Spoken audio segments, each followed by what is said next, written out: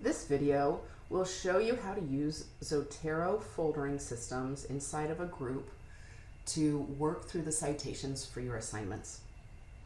You can see that I have my locally installed Zotero library open, and I have a group library already created called NURS 7303 All Database Results.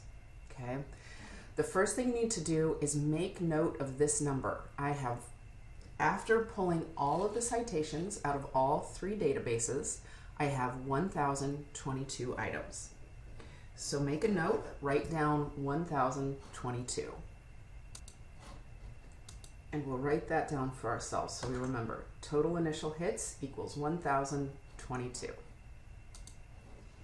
Next thing we need to do is look for duplicate items. It's often called deduplicating, but in Zotero, you'll see a folder underneath your group library that says duplicate items.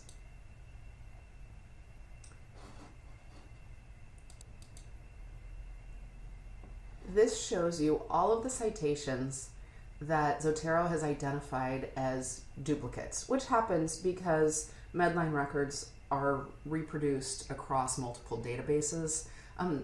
They also have similar, just overlap in topics. So it's normal. You're going to get duplicates.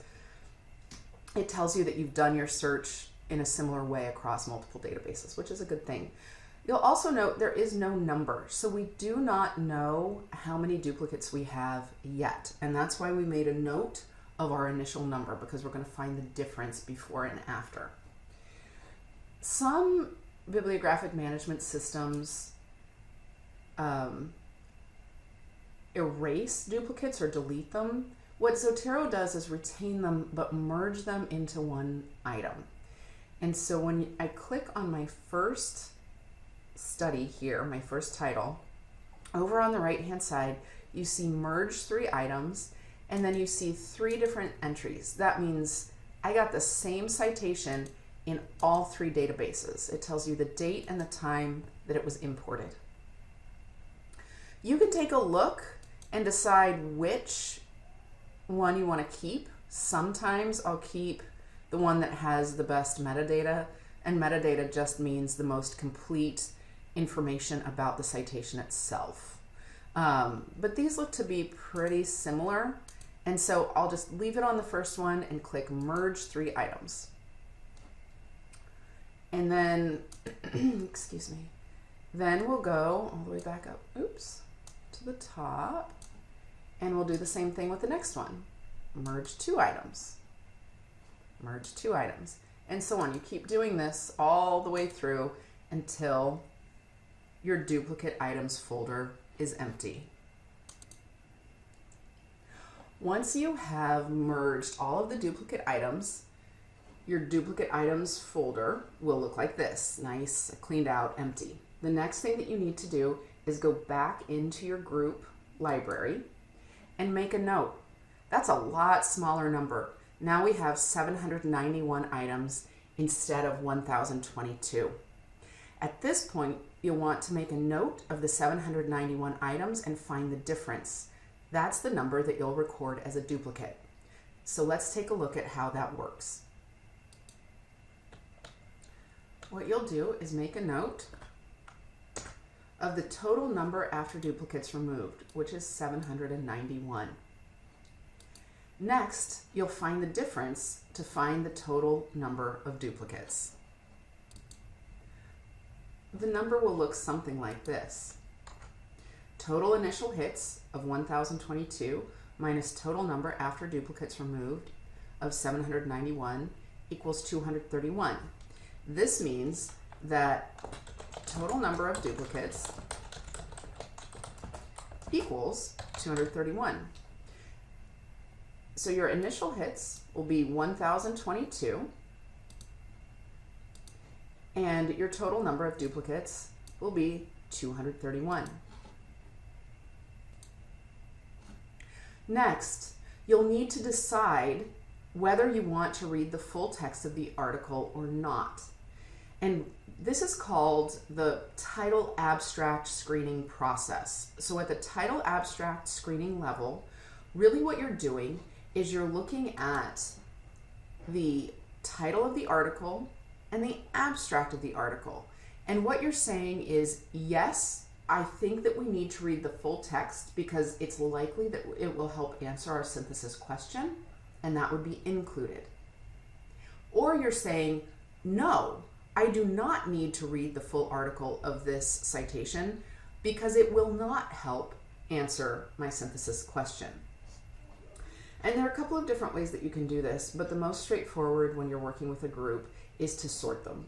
So what you'll do is go into your unfiled items, and you will begin with the first one. There are a variety of ways that you can do this. You can either work through as a group and discuss and decide whether to move them to included or excluded, or you can assign a range based on the alphabet to different members of the group. So it's really up to you. But what you'll do, so we'll read our title, and then we'll read our abstract, and we'll say, no, this is not, it doesn't meet our inclusion criteria. It's a qualitative study. We're not going to use it. So we'll take it out of the unfiled and put it into title, abstract, exclude. And so you can see it's in there. I already have another one in there because I moved one in.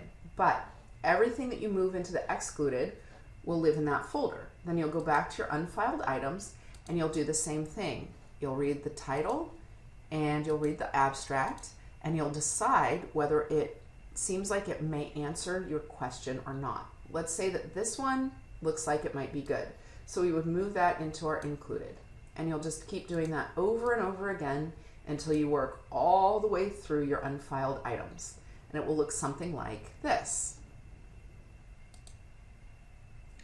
Voila.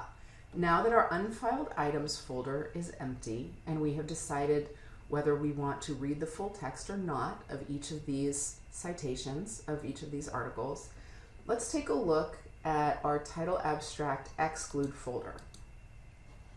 You can see that there are 557 items in this view. So that's the number that you'll need for what you excluded at this level. With the title, abstract, include, you can see that we have 23 items in this view. That means that we're going to look for the actual article for each one of these citations and read it. And then we have to again decide, does this answer the question and go into the synthesis table or not? Okay, so you'll do exactly the same process. You can see that I set up these two folders down here for full text include, full text exclude. And so once you've retrieved the full text and read it, you'll make the decision about which folder to put it in, and that looks something like this. So we'll read the full text. It's the same process. We'll say that this one looks good, so we'll move it over to include. But this one doesn't look good, so we'll move it to exclude. And you'll repeat that over and over, reading through the actual articles. Okay, so you can see that we included, after reading the full text, we moved 16 items, you can see the 16 right here, into our full text include. And so these, again, these came from our title, abstract, include. So we started with 23 that we thought we wanted to read. And what we decided after reading them is that 16 are going to be included in our synthesis table. So these are the 16 articles where you'll get the data for your synthesis table. And these are the numbers over here that you'll need to record. So you would include that number 16 in your included numbers for your chart. And you can watch the video about recording data of the numbers of the citations as you flow through this process.